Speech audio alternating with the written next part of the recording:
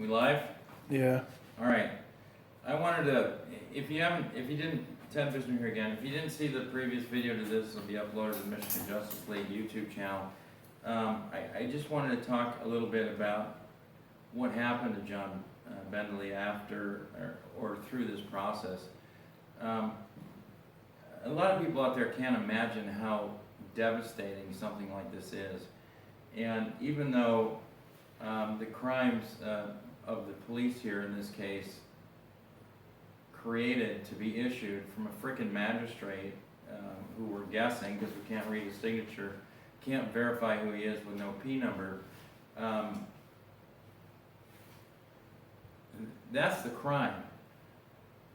And the crime was against John. John, like I said in the earlier video, is a state licensed Michigan medical marijuana caregiver and has patients. And his patients got screwed. His inventory was stolen based on these trumped up allegations, third-hand information stated in a sworn affidavit to obtain a warrant. There's no probable cause there. There's no probable cause for this warrant to issue, and John's life's been destroyed. His kids are afraid to come to the house, and I know that feeling. I had 30 or 40 SWAT people take me down that consisted of every local policing agency in the area. And you know, my kids are always wondering, you know, is this going to happen again? You know, so I can understand where John's coming from in that regard. My kids don't know if I'm having, you know, 30 people over for a militia meeting, or if 30 or 40 cops are going to come over and raid my house again. So, but I want to get into what happened to John. All of his marijuana plants that he was growing legally were seized by these criminals that lied on the sworn affidavit several times on at least two different affidavits. They stated that John was operating a known drug house on one affidavit, and that, like I stated earlier, is an actual crime here in Michigan. But a known drug house is actually a charge that someone would have to be convicted of to use that in a sentence. And it's stated here on a sworn affidavit by this David Faggett guy as though John had already been convicted and his house was actually a known drug house, and it isn't. It wasn't. And it still isn't, because you can't get a conviction on a perjured affidavit, okay? And that's just the bottom line. And, you know, the equivalent of a Frank's motion was entered at trial, and it was just completely ignored.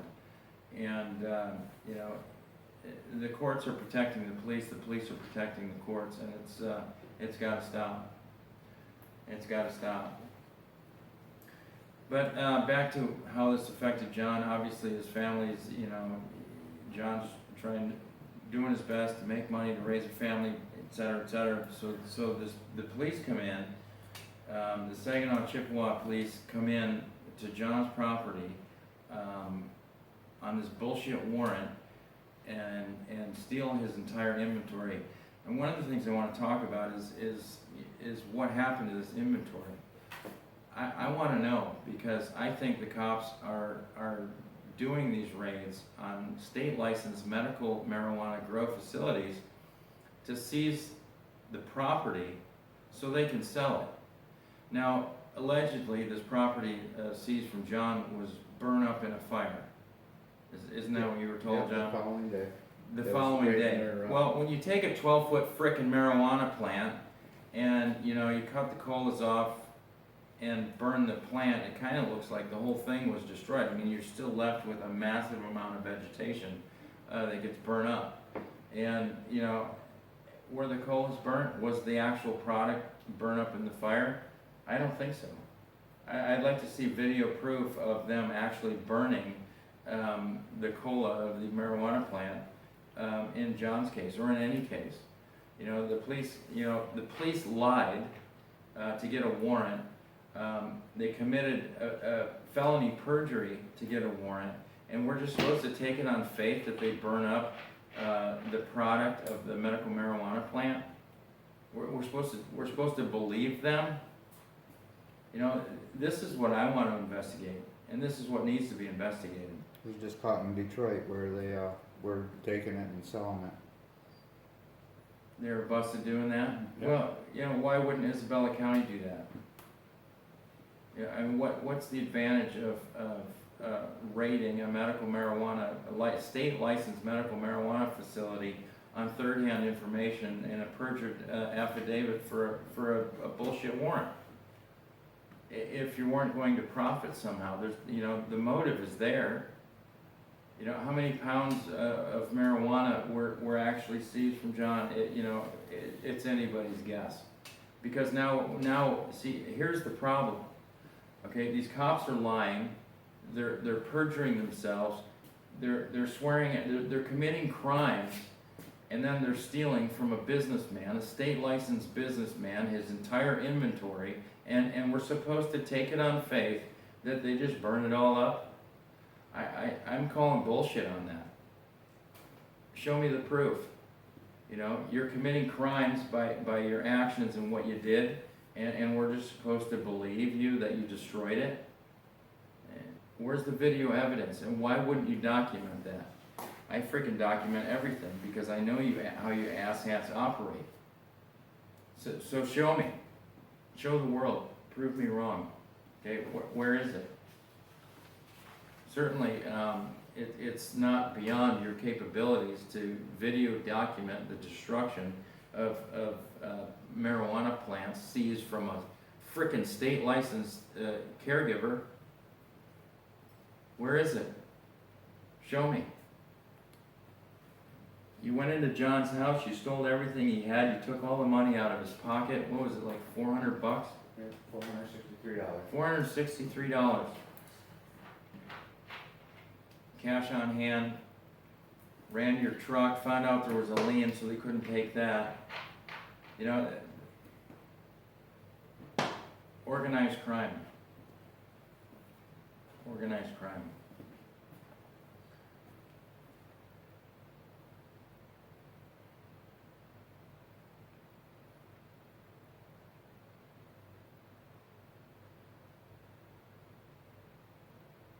The people need to know this information, okay? Cops cannot commit crimes and then prosecute you for committing crimes.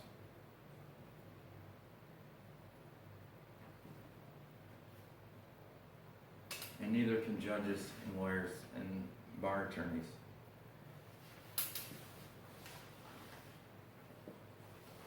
You know, this is the state of Michigan today. This is happening all over. You know, I got a call the other day from a lady that lives in Bay County, and an Isabella County sheriff showed up at her house and called in bayonet. He just walked right in, completely out of his fucking jurisdiction, walked into her house,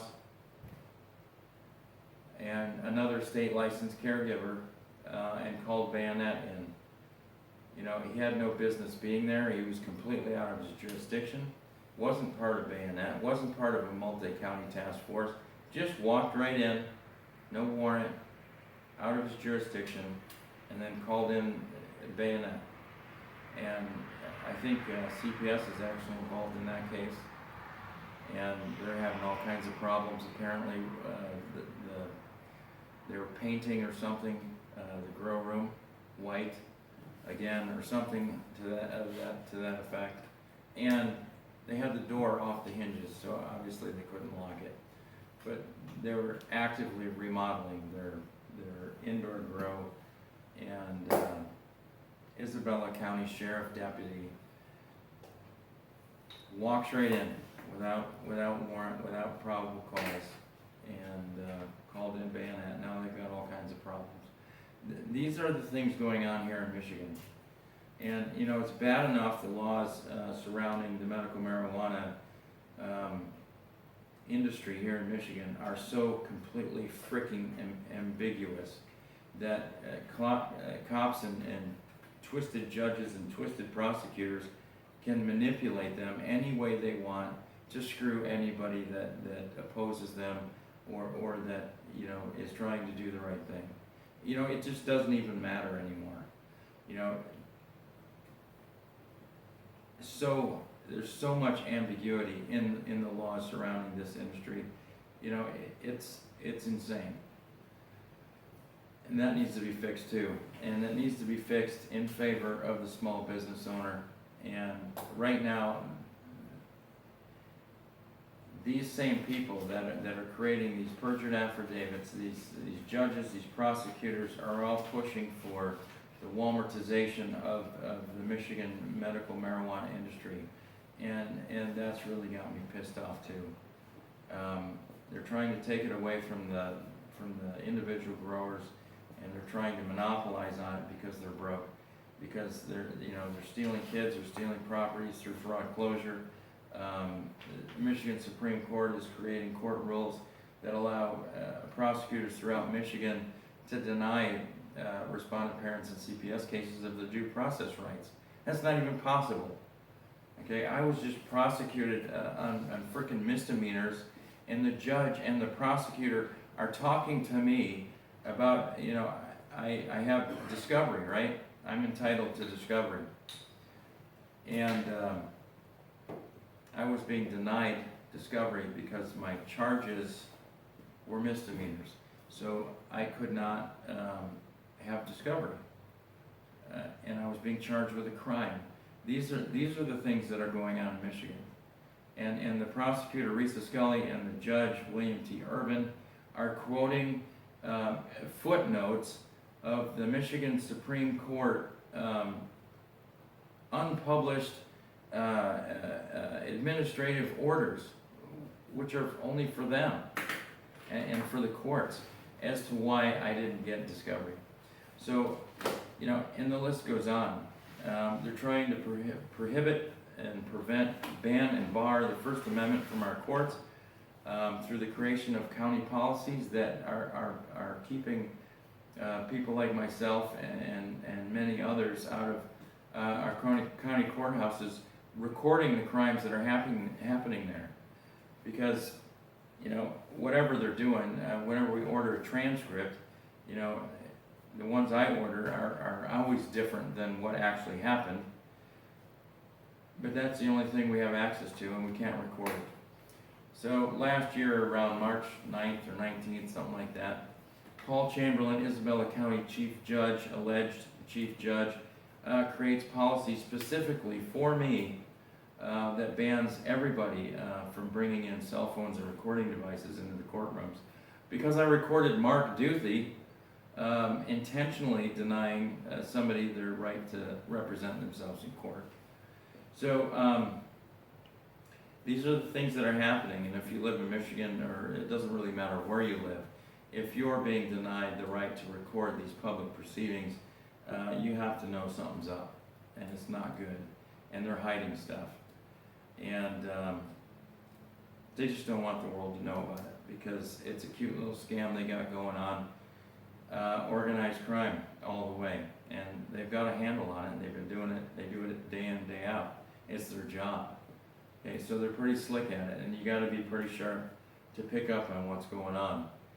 But it's horrible. And these things are tearing this nation apart. Every state is going through the same thing. All the laws and the statutes of the different states are just a little bit different, numbered different. So one person can't pick apart any particular state's laws and find where they're getting us and apply that across the board, because 50 states, all their laws are basically the same, but they're all numbered different, and it's just a mess. So the Michigan Justice League is hot on. I mean, our focus is to break up the monopoly, which is the bar. And if we're able to do that here in Michigan, it's going to take some time. It's going to take a lot of effort. We're looking for volunteers. We're looking for help doing this kind of stuff. We're putting the counties, the county prosecutors and the county sheriffs on notice. And it's one day at a time. But this shit's got to stop. I mean, it's just insane. This isn't law. This is organized crime. This is the obstruction of justice. This is the intentional deprivation of rights under color of law. And they laugh at this shit because, you know, I'm the only one doing it. No, I'm not the only one doing it. You know, I'm working with a lot of different people, a lot of different counties, and we're putting a point on the spear, and we're gonna chuck it really hard, and it's gonna hurt. It's gonna hurt. There's a lot of criminals in this criminal empire here. You know, we're finding out how these judges are hopping after 5-year tenured spots in one judgeship position to another. So they're getting 2, 3, 4, 5 different retirement accounts. It's insane. You know, there's a lot of incentive for these crooked bastards to be crooked and to stay crooked and to keep bouncing around. And it's time to break up the monopoly, which is the bar. And this is it's really not as hard as it looks. You focus on one particular area, and you always start with foundational issues. You know, what happened to John Bentley, what happened to Daniel Austin, you know, can all be shown to be in fraud and void from the beginning. And that's what that's our primary focus here, is to help people understand that a sworn affidavit that's full of perjury is absolutely no good. It's void, and it voids out everything that's been done. And the allegations, they don't matter, okay? Because you can't be a criminal and charge other people with crimes.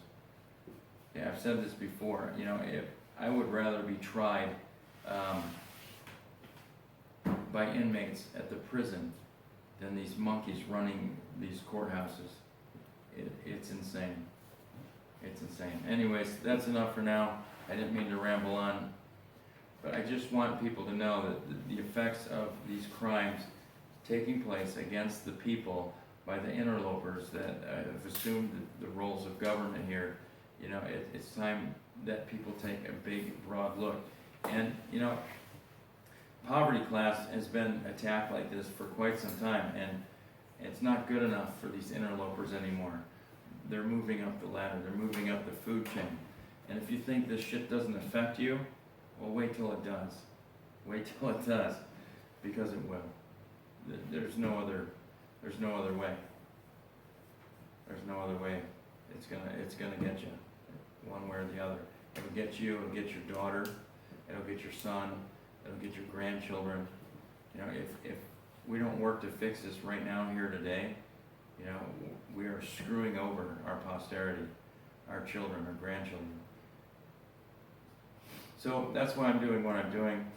Be sure and subscribe and follow us at Michigan Justice League on YouTube and Michigan Justice League on Facebook. And hey, if you want us to look at anything, let us know. If you've got a particular case, let us know.